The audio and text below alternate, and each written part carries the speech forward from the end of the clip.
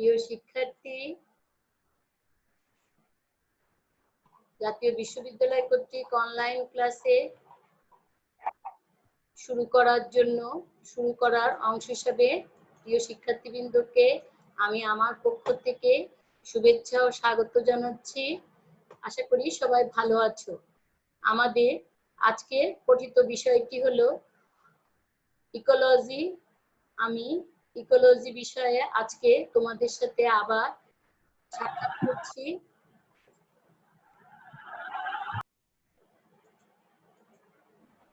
আসসালামু আলাইকুম ম্যাম। আসসালাম। আমি ডক্টর হোসনে আরা, সহযোগী অধ্যাপক, প্রাণীবিদ্যা বিভাগ, সরকারি ফজলাল কলেজ, খুলনা। আজ ইকোলজির আমরা যে অধ্যায়টি অধ্যয়ন করব সেটি এর নাম হলো ইকোসিস্টেম অর্থাৎ বাস্তুতন্ত্র।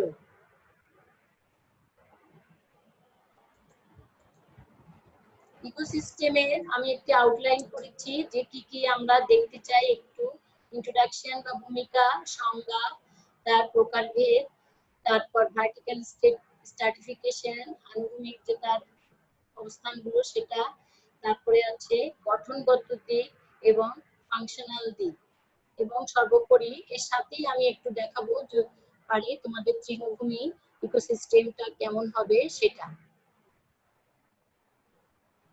তোমাদের মনোযোগ আকর্ষণ করছি প্রথমেই introduction to geology. The term ecosystem আমরা পেলাম, এই টার্মটা পেলাম ব্রিটিশ একজন ইকোলজিস্ট এজি টেনসেল লিখেছেন 1953 সালে। এই টার্মটা ইউজ করেন। কোন টার্মটা? ইকোলজির মধ্যে ইকোসিস্টেম মানে বাস্তুতন্ত্র। What is ecosystem? ইকোসিস্টেম বলতে আমরা কি বুঝি? যে একটা সম্প্রদায় যেখানে ভৌত উপাদান এবং সাথে সাথে জৈবিক উপাদান অর্থাৎ জীব এবং অজীব উপাদানের মধ্যে যেখানে একটা সমন্বয় সাধিত হয়েছে সেটাই হচ্ছে ইকোসিস্টেম। এটা দুই ধরনের জিনিস নিয়ে গঠিত। একটা হচ্ছে ইকো এনভায়রনমেন্ট আর একটা হচ্ছে সিস্টেমের ইন্টারঅ্যাকশন। বহির্গত পরিবেশ এবং ভিতরের আভ্যন্তরীণ পরিবেশ, তার সাথে আমাদের যে সিস্টেম, জীবের যে সিস্টেম, তার যে ইন্টারঅ্যাকশন বা আন্তঃক্রিয়া সেটা।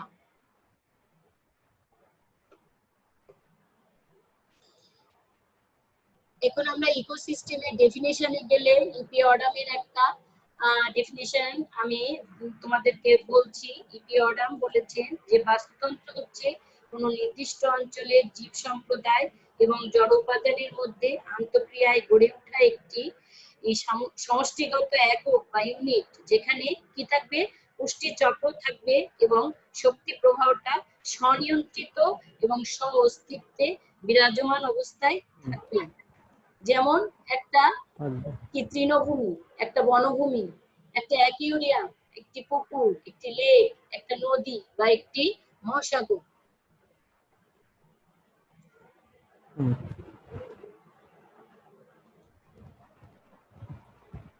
এখন আমরা একটি ইকোসিস্টেম দেখছি।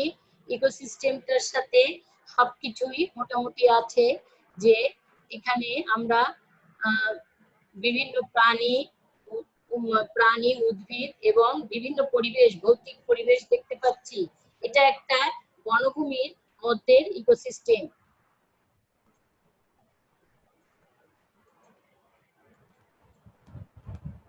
এই ইকোসিস্টেমকে আমরা দুভাগে ভাগ করে থাকি প্রধানত। প্রথমে হচ্ছে ন্যাচারাল ইকোসিস্টেম, প্রাকৃতিক, এবং আর্টিফিশিয়াল ইকোসিস্টেম। ন্যাচারাল ইকোসিস্টেম যেটা প্রকৃতিগতভাবে আমরা পাই, যেমন ল্যান্ড ইকোসিস্টেম এবং অ্যাকুয়াটিক ইকোসিস্টেম। ল্যান্ড ইকোসিস্টেমের মধ্যে আছে ফরেস্ট, গ্রাসল্যান্ড এন্ড ডেজার্ট, অর্থাৎ বনভূমি, তৃণভূমি এবং মরুভূমি। আর অ্যাকুয়াটিক ইকোসিস্টেমের মধ্যে আছে pond, that means fresh water ecosystem, ocean এবং স্টোরি। ওশান হচ্ছে আমাদের ম্যারিন ওয়াটার ইকোসিস্টেম, স্টোরি এর একটা ট্রানজিশনাল অবস্থা এটা। আর আর্টিফিশিয়াল ইকোসিস্টেম যেটা, সেটা কৃত্রিম, সেটা আমাদের তৈরি বা ম্যান মেড, হিউম্যান মেড, এটা ক্রপল্যান্ড হতে পারে, এ ধরনের ইকোসিস্টেম।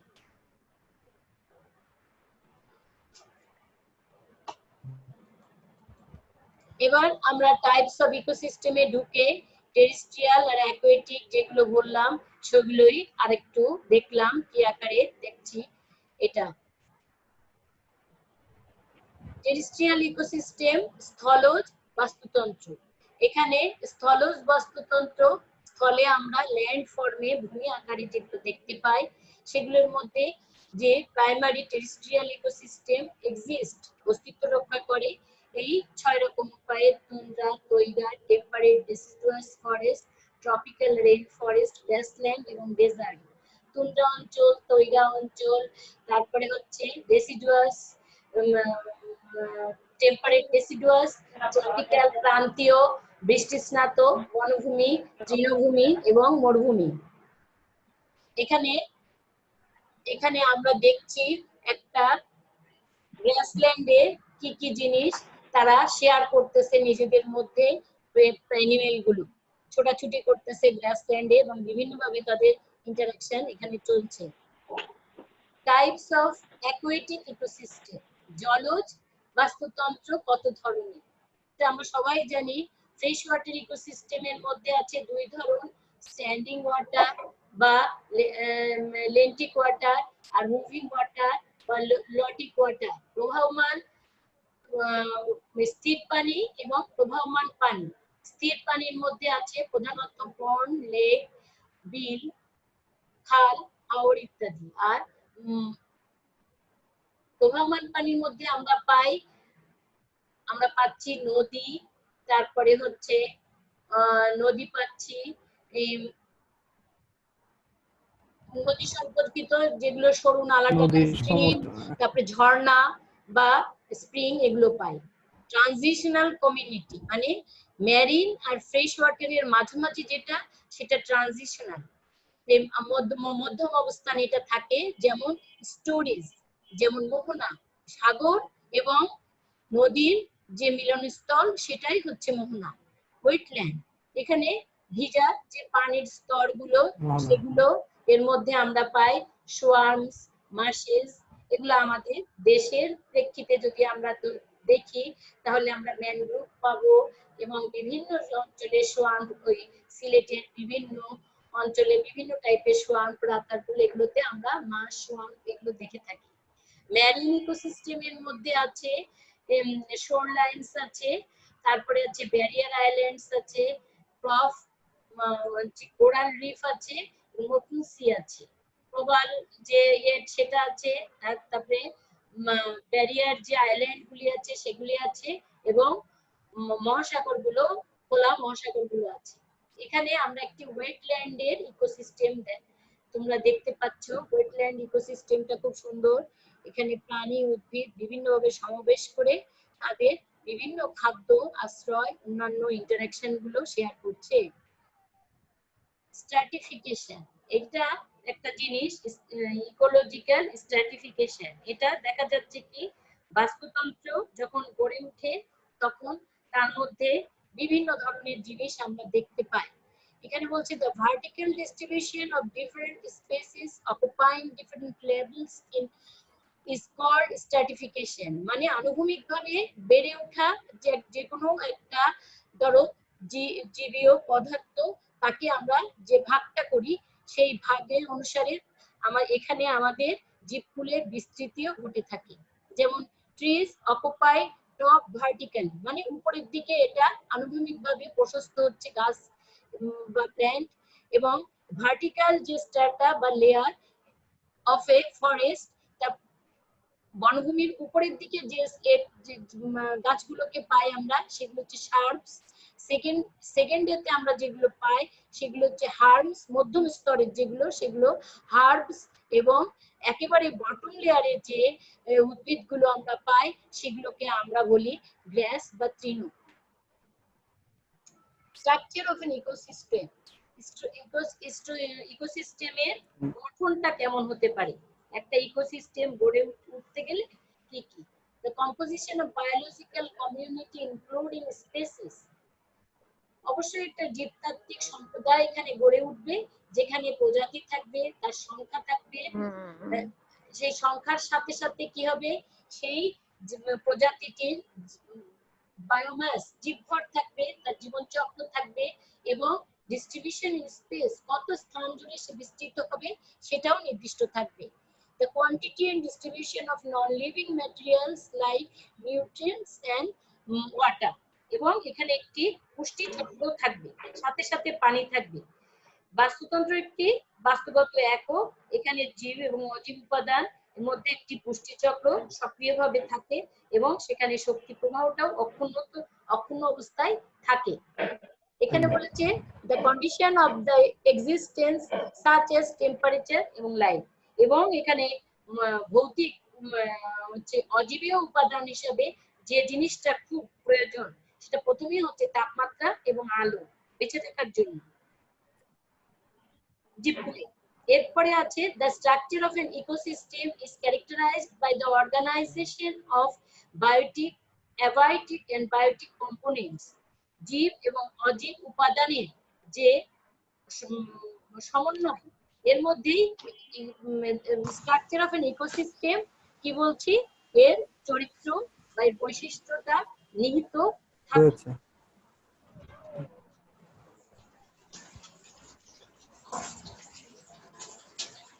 বৈশিষ্ট্য নিহিত থাকে, যেমন আমরা যদি বলি যে বাস্তুতন্ত্র ক্রমান্বয়ে প্রথমে থাকে অগ্রসর যখন হয় সরল অবস্থা থেকে আস্তে আস্তে স্টেবল বা জটিল অবস্থার দিকে যায়, এবং আস্তে আস্তে তখন বাস্তুতন্ত্রটা একটা সাকসেশন ইকোলজিক্যাল অনুক্রম বিকাশ লাভ করতে থাকে, এবং বাস্তুতন্ত্রের এই পরিবেশ শক্তির যে স্থিতি সীমিত বলে এটা নির্দিষ্ট সময় পর্যন্ত পপুলেশন গুলো বৃদ্ধি পায় এবং পপুলেশন গুলো স্থিতিশীল হয় আস্তে আস্তে, এবং বাস্তুতন্ত্র অতীত বর্তমানের সাথে বর্তমান অতীতের সাথে একটা সম্পর্ক সাধন করে। এখানে আমরা কি দেখছি, মানে অ্যাবায়োটি উইদাউট লাইফ। কি কি জিনিস আছে, climatic factor, inorganic substance, organic substance. Climatic factor গুলো আমরা আগের 2 দিনের ক্লাসে দেখেছি, Sunlight, humidity, wind, temperature etcetera, বহু জিনিস। এবং ইনঅর্গানিক সাবস্টেন্সে অজৈবিক এবং জৈবিক উপাদানের মধ্যে কার্বন, নাইট্রোজেন, পানি, সালফার, ফসফর ইত্যাদি। আর অর্গানিকের মধ্যে আছে লিপিড, প্রোটিন, কার্বোহাইড্রেট অর্থাৎ আমিষ, লিপিড হচ্ছে চর্বি, আমিষ এবং শর্করা। আর বায়োটিক কম্পোনেন্টস যেখানে বায়োটিক দ্যাট মিন্স লাইফ যেখানে জড়িত, সেই কম্পোনেন্টস এর মধ্যে আছে প্রোডিউসার, কনজিউমার, ডিকম্পোজার। এগুলোকে যদি আমি সরল অর্থে তোমাদেরকে বুঝাই তাহলে আমরা প্রথমেই জানবো অডামের ফাংশনাল দিকে। আমরা অডাম যে বাস্তুতন্ত্রকে ভাগ করেছি সেখানে প্রথমেই বলা হচ্ছে সবুজী বা অটোট্রপিক কম্পোনেন্টস, আর পরেরটাকে বলা হচ্ছে হেটারোট্রপিক কম্পোনেন্টস। অটোট্রপিক কম্পোনেন্টস হচ্ছে ওইটাই যেটা প্রোডিউসার, যেটা উৎপাদন করতে সক্ষম, যেমন সবুজ উদ্ভিদ, ব্যাকটেরিয়া যারা নিজেদের খাদ্য নিজেরা প্রস্তুত করতে পারে, তারা বাস্তুতন্ত্রের সবুজ উপাদান এবং পুষ্টির জন্য অন্য কোনো জীবের উপর এরা নির্ভরশীল নয়, এরাই একমাত্র প্রোডিউসার, এবং এদেরকেই বলা হচ্ছে অটোট্রপস, যেমন প্ল্যান্টস। আর কনজিউমার এবং ডিকম্পোজার এই দুইটাকে একত্রেই বলা হচ্ছে হেটারোট্রপস, মানে দ্যাট মিন্স পরভোজী। ব্যাকটেরিয়া, ছত্রাক উৎপাদনের অন্তর্গত, এরা বিয়োজক হিসাবে পরিচিত। এদের জন্য এদের কাজ পুষ্টি ইত্যাদি অন্যের উপর নির্ভরশীল, এবং ডিকম্পোজাররা জটিল জৈব পদার্থ বিগলিত করে এবং পুনঃসঞ্চালনে সাহায্য করে।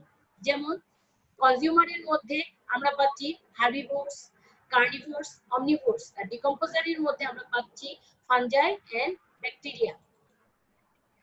প্রোডিউসার আমরা বললাম, প্রোডিউসার এতক্ষণ তোমাদেরকে নিয়ে আলোচনা করেছি, সেই ফটোসিনথেসিস প্রক্রিয়ায় যারা পানি, কার্বন ডাই অক্সাইড, ক্লোরোপ্লাস্টের সমন্বয়ে খাদ্য প্রস্তুত করছে, সেই খাদ্যটাকে এক ধরনের জীব প্ল্যান্ট সে তার শরীরের সমস্ত অংশে পৌঁছে দিচ্ছে এবং পুষ্টি লাভ করছে। দেখো এই যে প্রোডিউসারের এখানে বলা আছে ক্লোরোফিল বিয়ারিং করছে এখানে, এবং অর্গানিক কম্পাউন্ডস ইন র ম্যাটেরিয়ালস, গ্রিন প্ল্যান্টস এবং সাম ফটোসিনথেসিস ব্যাকটেরিয়ার মাধ্যমে সুন্দরভাবে সানলাইট থেকে এটা সংগঠিত হচ্ছে।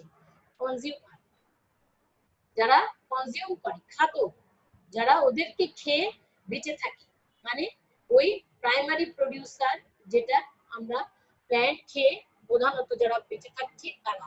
এর নাম্বার অফ কনজিউমার্স আমরা একটা ফরেস্টে দেখতে পাই, যেমন প্রথমেই যদি আমরা বলি গ্রাসহপার, তারপরে পাই আমরা র্যাবিট, তারপরে র্যাবিট, ডিয়ার, মাঙ্কি, বার্ড এবং মেনি আদার ওয়াইল্ড অ্যানিমেলস আমরা এখানে পেয়ে থাকি। সেটা হার্বিভোরস হতে পারে, কার্নিভোরস হতে পারে, সেটা উদ্ভিদভোজী হতে পারে, তারপরে মাংসাশীও হতে পারে। তারা এরা আমরা কি করতে পারি, ডাইরেক্টলি ও ইনডাইরেক্টলি প্রোডিউসারের উপর বা প্ল্যান্টের উপর নির্ভরশীল খাদ্য গ্রহণের জন্য। আমরা সরাসরি না খাই, কিন্তু মাধ্যম হিসাবে আমরা খেয়ে থাকি যে কোনো ভাবে। এই যেমন উচ্চতর পর্যায়ে আছে লায়ন, টাইগার, হক্স, আর তার আগে আছে ধরো পাইথন, জ্যাকল, তারপরে উলফস, এগুলো। কনজিউমারের এই স্টেজে দেখো আমরা হার্বিভোরস এবং কার্নিভোরস দেখাচ্ছি। হার্বিভোরস এর এখানে এই যে হেটেরোট্রপস এখানে দেখো লেখা আছে যে organism that eat plants are called primary consumer, যারা একেবারে সরাসরি উদ্ভিদ খাচ্ছে তারা প্রাইমারি কনজিউমার্স। আর herbivores they eat only plant materials, পোকামাকড়ও খায়, ওরাও খাচ্ছে। And carnivores, these are the animals which feed on herbivores. এরা herbivore কে খাচ্ছে। এই ধরনের প্রাণীগুলো সব herbivores কে বেঁচে থাকছে। Animals which feed on herbivores, তারাই হচ্ছে herbivores কে খেয়ে বাঁচছে। আর carnivores যারা, তারা হচ্ছে আরেকটা মাংসাশী, যেমন পোকামাকড়কে, মাছ এবং প্রাণীকে খেয়ে বাঁচছে।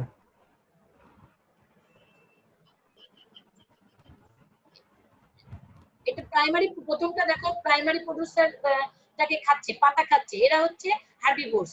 কিন্তু প্রাণী যখন খাচ্ছে, প্রাণীকে যখন প্রাণী খাচ্ছে, এক অ্যানিমেলকে এক অ্যানিমেল যেভাবেই হোক, সে মানে কনজিউমারের ফার্স্ট স্টেজ হোক, সেকেন্ড স্টেজ হোক, থার্ড স্টেজ হোক, যে স্টেজে হোক, সেখানে হচ্ছে তারা বিভিন্নভাবে খেয়ে থাকছে আর একটা প্রাণীকে আরেকটা প্রাণী, এটাই হচ্ছে কার্নিভোরস। আর অমনিভোরস এর মধ্যে আমরা পাচ্ছি এরা সব ধরনের, যেমন আমি একটি প্যারিপ্লেনেটা বা ককরোচের কথাই ধরতে পারি, এরা সব ধরনের খাবার খেয়ে থাকে। দি কনজিউম বোথ প্ল্যান্ট অ্যানিমেলস ছাড়াও যে কোনো ধরনের জিনিস তারা যেটা যেভাবে পাচ্ছে সেটা সেভাবেই খেয়ে থাকছে। এখানে ডিকম্পোজার এবং এদের ট্রান্সফরমেশন আছে। ডিকম্পোজ কারা করছে, যে বিয়োজক হচ্ছে ব্যাকটেরিয়া, ছত্রাক, অন্যান্য আণুবীক্ষণিক জীব যেগুলো বিয়োজকের অন্তর্ভুক্ত। এরা উৎপাদক ও খাদকের মৃতদেহ বা পচনশীল জটিল দ্রবণ ভেঙে সরল খাদ্যে পরিণত করছে। এই পদার্থ থেকে নিজেদের প্রয়োজনীয় খাদ্য উৎপাদন শোষণ করছে এবং উৎপাদনের জন্য আনুষঙ্গিক কাঁচামাল সরবরাহ ও করে থাকছে। বলো। কোনো ইকোসিস্টেমে যদি বিয়োজক না থাকে, তাহলে সেই ইকোসিস্টেমটি দীর্ঘস্থায়ী হতে পারে না বা সেটি টিকে থাকতে পারে না। এই ডিকম্পোজারের মধ্যে দেখো এখানে ভালোভাবেই দেখানো হলো ফাঞ্জি, ব্যাকটেরিয়া এগুলো ডিকম্পোজ করছে এবং ওই যে ডেড অর্গানিক ম্যাটেরিয়ালস যেগুলো ছিল, সেগুলো একটা ধরো একটা বড় জিনিস ছিল, লার্জ পার্টিকেল, এগুলোকে ভেঙে টুকরা করে সিম্পলার মলিকিউলে পরিণত করছে এবং আস্তে আস্তে এগুলো ডিকম্পোজ হয়ে যাচ্ছে মাটির বিভিন্ন স্তরে।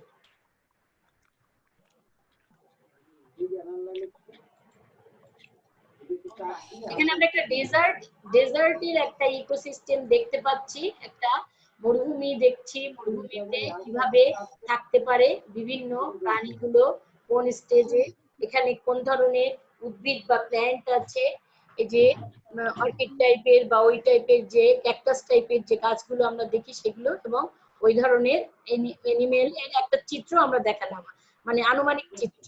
এটা function of N ecosystem, ecosystem কিভাবে তার কার্য পরিচালনা করে।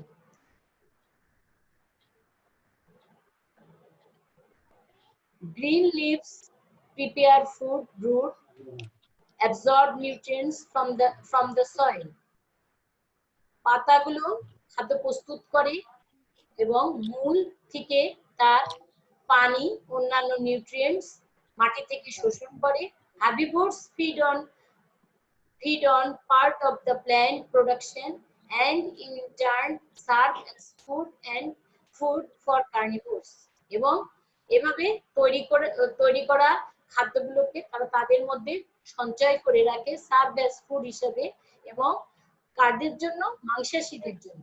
Decomposer carry out the function of breaking down complex organic materials into simple inorganic products which can be used by the producer.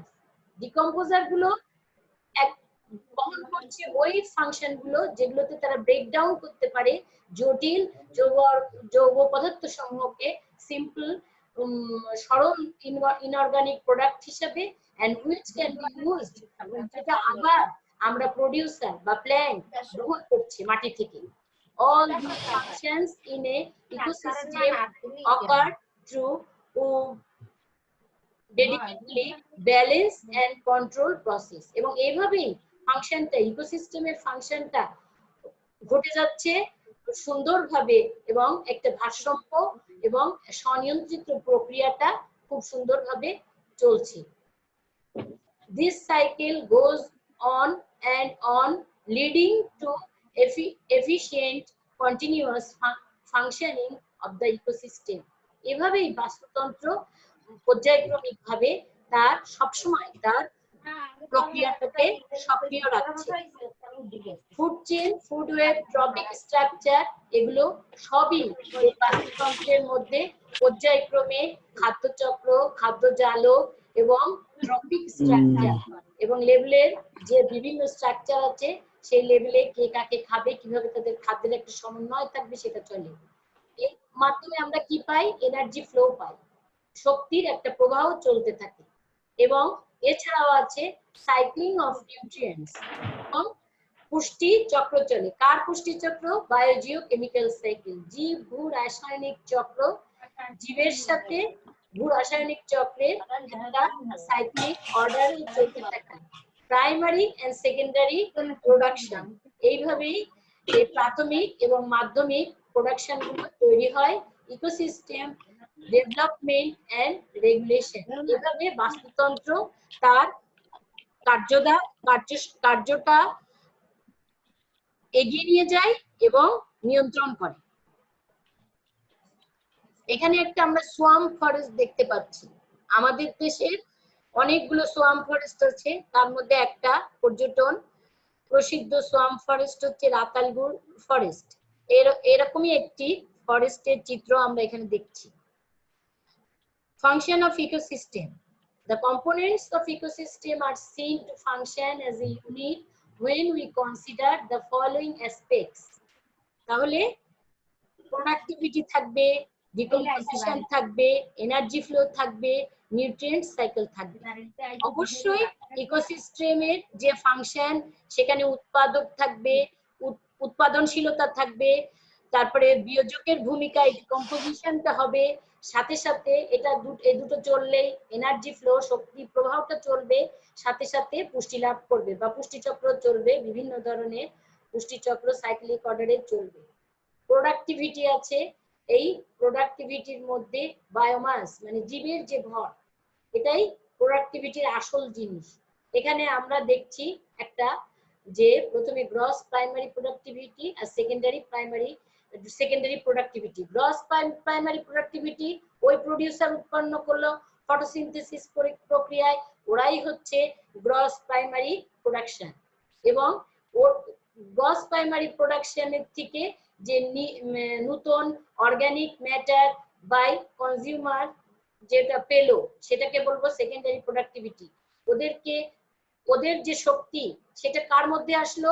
Consumer যখন ওকে গ্রহণ করলো তখন কনজিউমারের মধ্যে আসলো, সুতরাং কনজিউমারটাই হলো সেকেন্ডারি প্রোডাক্টিভিটি। এখানে একটা দেখো চক্র, যেটা আমি বললাম সেই চক্রই এখানে কিভাবে চলছে সেটা দেখানো হলো। কনজিউমার, ডিকম্পোজার এবং প্ল্যান্ট বায়োমাস, যেটা আমি তোমাদের বললাম, জীব ভর অ্যাসিমিলেশন থেকে তৈরি হচ্ছে ভাবে।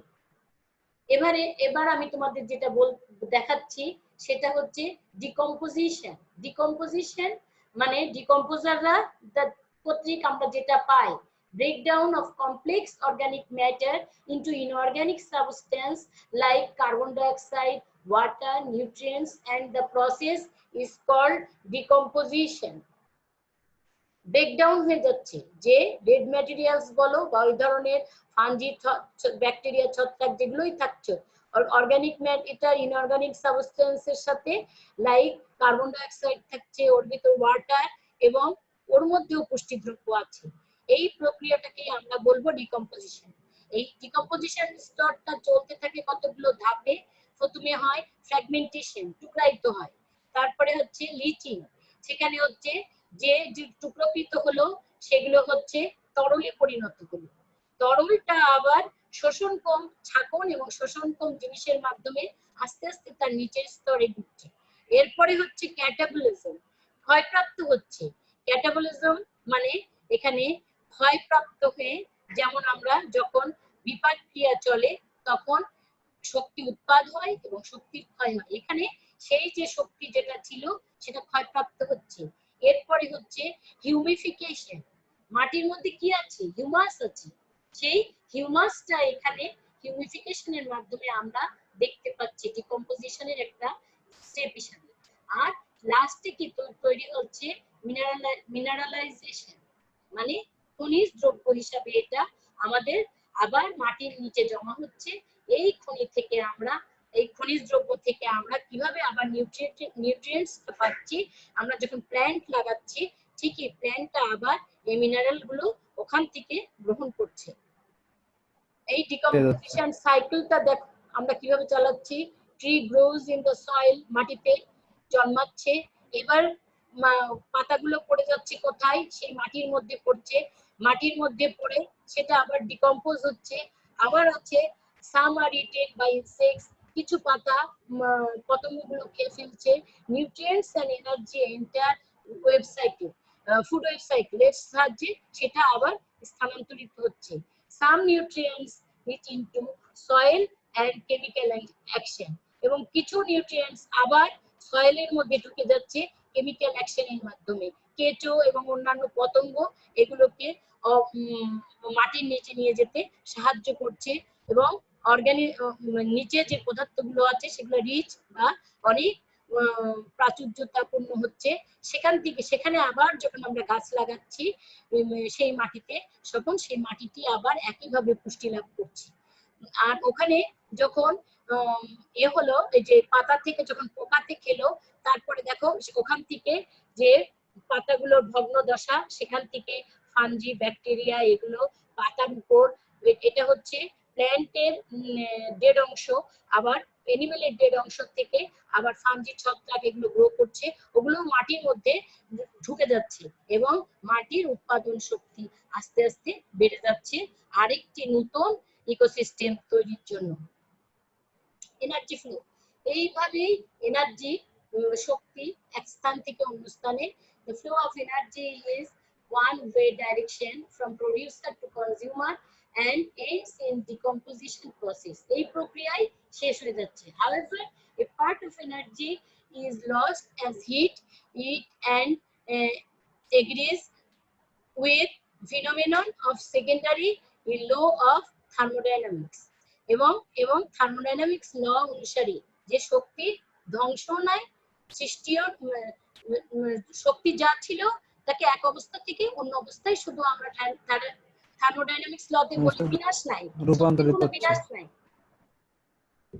এক অবস্থা থেকে আরেক অবস্থায় শুধু রূপান্তরই হয় এটা।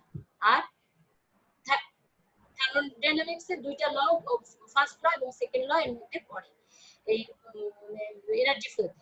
আর নিউট্রিয়েন্ট সাইকেলের মধ্যে আমরা দেখছি নিউট্রিয়েন্ট সাইকেলে ইকোলজিক্যাল রিসাইকেল হচ্ছে, মুভমেন্ট হচ্ছে, exchange of organic inorganic materials এর মধ্যে exchange back into the production of living matter, এবং the process is regulated by food web pathways, এগুলো দিয়ে চলে যাচ্ছে। নিউট্রিয়েন্ট অকার মানে এই পুষ্টি চক্রটা যাচ্ছে ইকোসিস্টেমের মাধ্যমে। এখানে আমরা একটি দেখো সুন্দর ন্যাচারাল অ্যাকুয়ারিয়ামের মতো আমরা একটা জিনিস দেখছি, মানে বিভিন্ন জায়গায় যে সুন্দর আমরা ওশানের নিচে বা যে আমরা সুন্দর জিনিসটা দেখি সেটাকেই বলা হচ্ছে কোরাল রিফের যে সুন্দর যে অবস্থান সেটা আমরা চিত্রে দেখতে পাচ্ছি।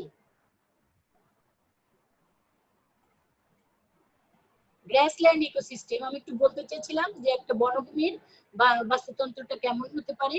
এখানে অ্যাবায়োটিক ফ্যাক্টর থাকছে, এরিয়াল যেগুলো বাতাসের সাহায্যে এনভায়রনমেন্টটা করছে, বায়োটিক কম্পোনেন্টস এর সাথে শেয়ার করছে। এটা হচ্ছে carbon, hydrogen, oxygen, nitrogen, phosphorus, sulphur ইত্যাদি চক্রের মাধ্যমে। Thank you.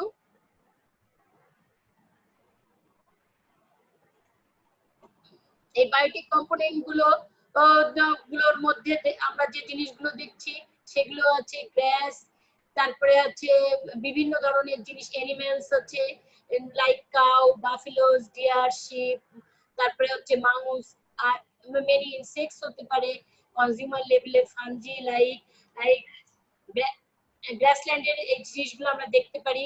মিউকার আছে, অ্যাসপেরি প্যারিলাস আছে, তারপরে হচ্ছে পেনিসিলিয়াম আছে, ক্যালাডোস্পোরিয়াম আছে ইত্যাদি। এটা একটা গ্রাসল্যান্ডের বায়োটিক কম্পোনেন্ট, মানে জৈবিক। শিক্ষার্থীবৃন্দ, আমার ক্লাসটি এখানে আমি শেষ করছি। আশা করি ক্লাসটি বুঝতে তোমাদের তেমন কোনো অসুবিধা হয়নি। তোমরা এই সুন্দর ছবিগুলোর মাধ্যমে ক্লাসটি উপভোগ করেছো, এটাই আমি আশা করি। ভালো থাকো এবং তোমাদের সর্বাঙ্গীন মঙ্গল সাধনায়, এবং আগামী দিন দেখা হবে এই প্রত্যাশায়। আজকের মতো নেক্সট ক্লাস কবে আমাদের ম্যাডাম?